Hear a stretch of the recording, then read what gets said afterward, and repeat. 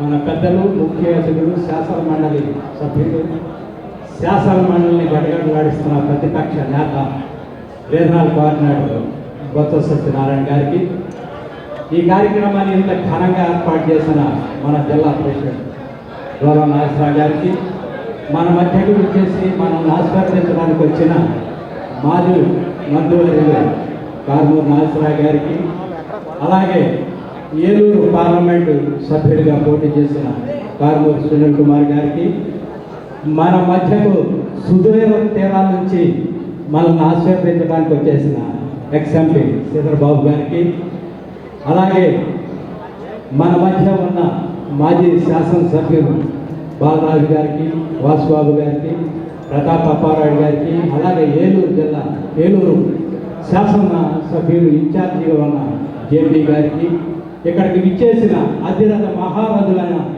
పెద్దలందరికీ, పార్టీ కార్యకర్తలకు, నాయకులకు అందరికీ నా నమస్సుమాంజలు తెలియజేస్తున్నాను.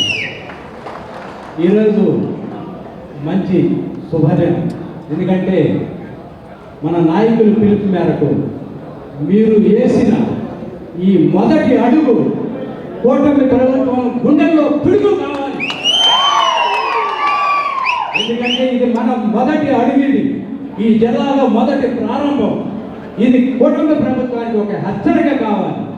కూటమి ప్రభుత్వం శుష్క వాగ్దానాలతో అధికారాన్ని ఎక్కింది, ఒక్క హామీ కూడా నెరవేర్చలేకపోయింది.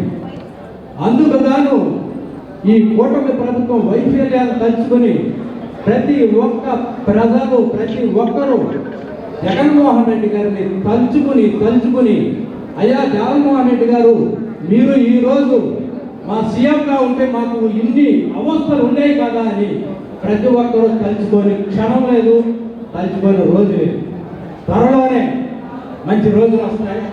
అలాగే మనకి కావాల్సిన రెండు ముఖ్యాంశాలు ఏంటంటే, ఫస్ట్ పార్టీకి బలం, పార్టీకి వెన్నెముక, పార్టీ కార్యకర్త.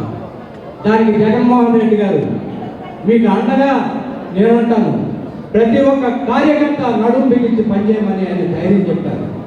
ఆయన మాటిస్తే దాన్ని తప్పరు. కాబట్టి ప్రతి ఒక్క కార్యకర్త పార్టీకి అండగా ఉండి పనిచేయాలి. అలాగే రెండో విషయం, మనందరం ఐక్యమత్యంతో పనిచేయాలి. ఐక్యమత్యం ఉన్న బలం ఇవాళ మనకు అవసరం కూడా.